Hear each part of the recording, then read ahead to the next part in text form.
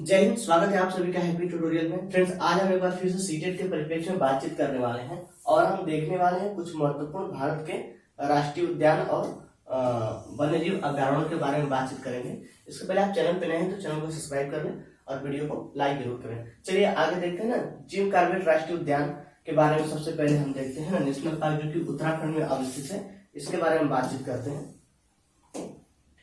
जो Jim Corbett national park है वह उत्तराखंड में अवस्थित है और यह जो भारत का सबसे पुराना राष्ट्रीय उद्यान है। यह भारत का सबसे पुराना राष्ट्रीय उद्यान है जो कि टाइगरों के सुरक्षा के लिए 1936 में इसकी स्थापना की गई थी, है ना, उत्तराखंड में। और ये यहाँ जो है बाघों की सबसे ज्यादा आबादी है, ठीक है। तो जो उत्तराखंड में जो जिम कॉर्बेट राष्ट्रीय उद्यान है, इसकी स्थापना 1936 में की गई थी नैनीताल जिले में। कौन से जिले में? नैनीताल जिले में की गई थी। यहाँ बाघों की सबसे ज्यादा आबादी है ना, बाघों की सबसे ज्यादा आबादी यहीं पे है।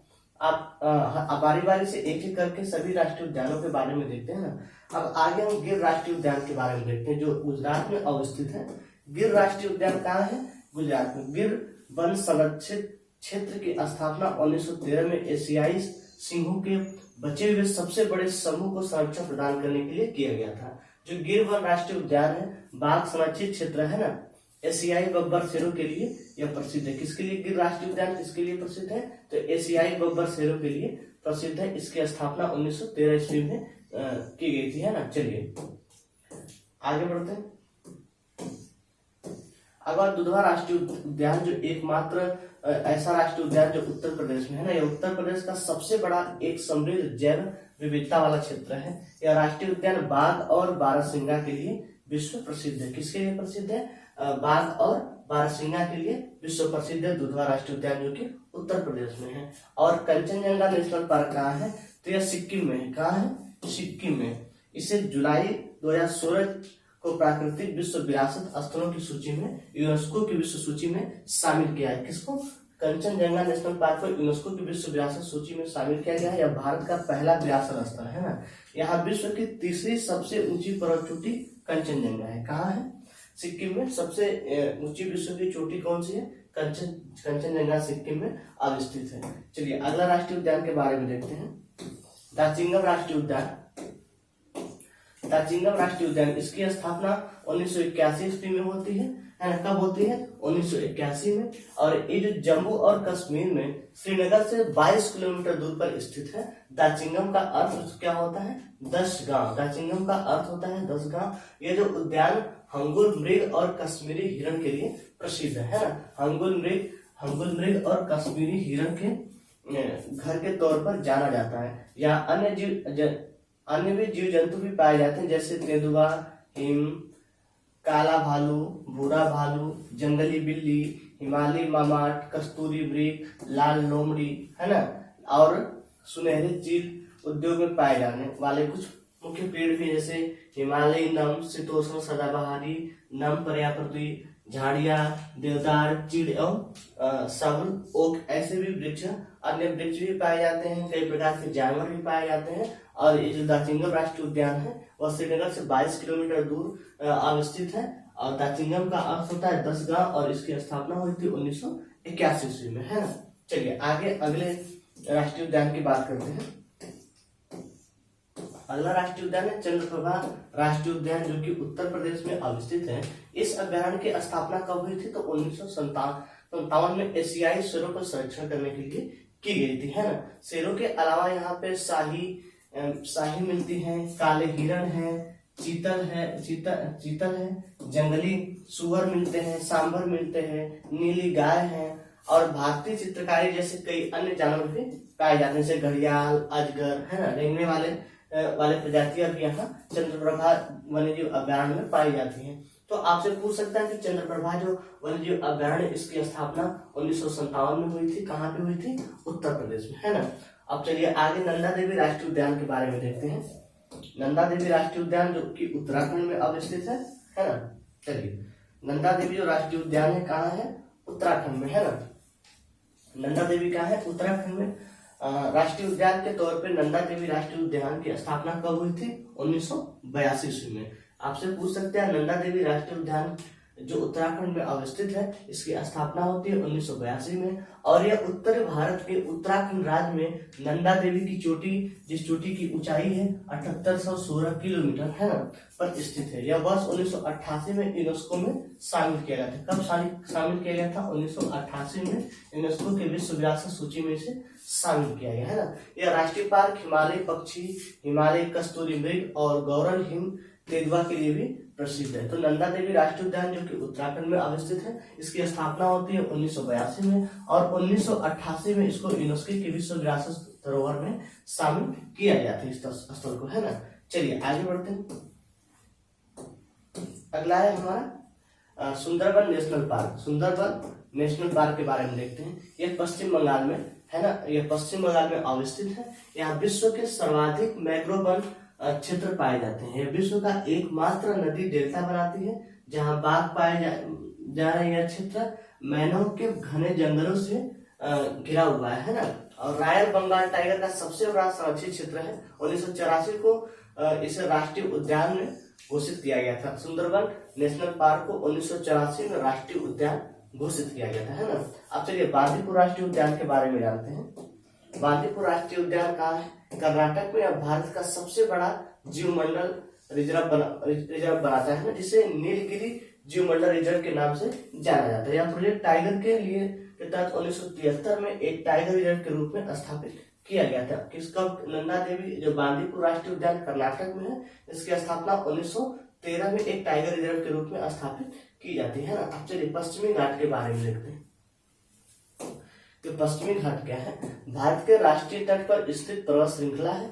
पश्चिमी घाट को जैव विविधता के विश्व में 8 स्तरों हॉटस्पॉटों में से एक माना जाता है। इसे 2012 में विश्व विरासत स्थल सूची में शामिल किया गया था। किसे? पश्चिमी घाट को 2012 में विश्व विरासत स्थल सूची में इसे भी शामिल किया गया है। जितने भी आपको कंटेंट दिखाए जा रहे हैं, आप उन्हें ध्यान रखिएगा, क्योंकि आपकी परीक्षा की दृष्टि से बेहद ही महत्वपूर्ण है ना। चलिए अब काजीरंगा राष्ट्रीय उद्यान की बात करते हैं, जो कि असम में अवस्थित है ना। काजीरंगा राष्ट्रीय उद्यान एक सींग वाले गेंडे के लिए प्रसिद्ध है। जो राष्ट्रीय उद्यान है, इसको 1985 में विश्व विरासत स्थल के रूप में घोषित किया गया था, है ना। और ये जो है भारतीय बाघों का घर भी कहा जाता है। यहाँ पे सबसे ज्यादा बाघ पाए जाते हैं। तो जो काजीरंगा राष्ट्रीय उद्यान है, कहाँ पे स्थित है? असम में स्थित है। एक सींग वाले गेंडे के लिए प्रसिद्ध है और इसको 1985 में विरासत स्थल के रूप में शामिल किया गया था।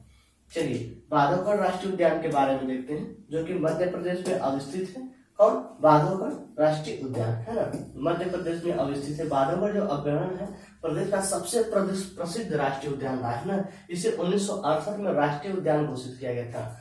कब किया गया था? 1968 ईस्वी में इसे राष्ट्रीय उद्यान के रूप में घोषित किया गया। चलिए आगे देखते हैं अगला प्रश्न। आगे रणथंभौर राष्ट्रीय उद्यान। रणथंभौर राष्ट्रीय उद्यान इसे 1955 में वन्यजीव अभ्यारण्य घोषित किया गया। कब किया गया था? 1955 में। और जो रणथंभौर राष्ट्रीय उद्यान है, यह राजस्थान का सबसे बड़ा व प्रथम राष्ट्रीय उद्यान है। राजस्थान का सबसे बड़ा राष्ट्रीय उद्यान है और राजस्थान का पहला राष्ट्रीय उद्यान है रणथंभौर राष्ट्रीय उद्यान। इसको 1955 में वन्यजीव अभ्यारण्य घोषित किया गया था, है ना। राजस्थान में पहली बाघ परियोजना कब हुई? तो 1973 से 1974 में रणथंभौर में आरंभ में की गई। वर्तमान में राजस्थान में कुल 3 बाघ परियोजनाएं हैं। दूसरी सरिस्का है 1978 में और तीसरी है मुकुंदरा हिल्स, जो कि 2013 में बनाई गई। राजस्थान में कुल 3 राष्ट्रीय पार्क है। पहला है रणथंभौर, दूसरी सरिस्का और तीसरा है मुकुंदरा हिल।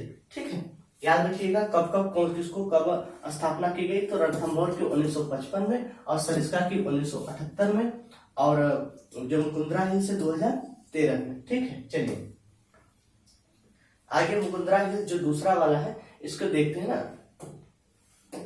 मुकुंदरा हिल्स राष्ट्रीय उद्यान यह भरतपुर जिले में है, राजस्थान के भरतपुर जिले में है और राज्य का तीसरा बाघ परियोजना। इसे 9 अप्रैल 2013 को और टाइगर रिजर्व बनाया गया। कब बनाया गया? 9 अप्रैल 2013 को टाइगर रिजर्व बनाया गया। आगे है केवलादेव राष्ट्रीय उद्यान। 1956 में पक्षी अभ्यारण्य घोषित इसे किया गया था ना।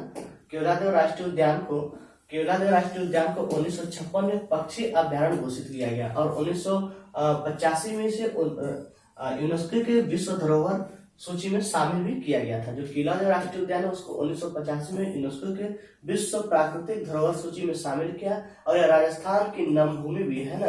1 अक्टूबर 1981 को रामसर साइट इसे घोषित किया गया था। कब किया गया? 1981 को रामसर साइट इसे घोषित किया गया था। इसे पक्षियों का स्वर्ग भी कहा जाता है ना।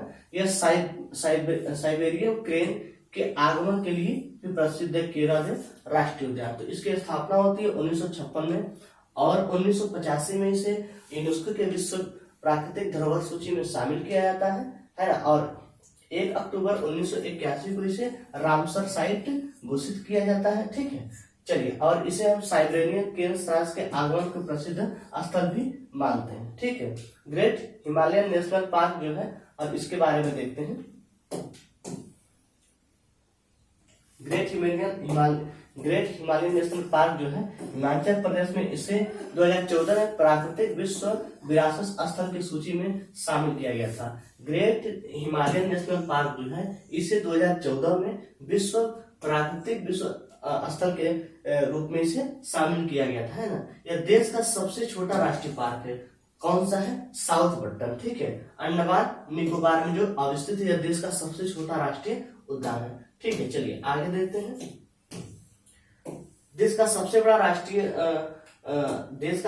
राष्ट्रीय पार्क कौन सा है? तो हिमौसा लद्दाख में है। हिमौसा है ना, जो भी लद्दाख में है, और यह भारत का सबसे अधिक ऊंचाई पर स्थित राष्ट्रीय उद्यान है। कौन? हिमौसा जो है लद्दाख में अवस्थित है और भारत के सबसे ऊंचाई पर अवस्थित है। ठीक है, भारत का सबसे ज्यादा राष्ट्रीय उद्यान किस प्रदेश में है? तो मध्य प्रदेश में सबसे ज्यादा राष्ट्रीय उद्यान है। ठीक है, आगे है देश का सबसे बड़ा बाघ अभ्यारण्य कौन सा है? तो नागार्जुन सागर है, जो आंध्र प्रदेश में अवस्थित है, देश का सबसे बड़ा बाघ अभ्यारण्य। ठीक है, चलिए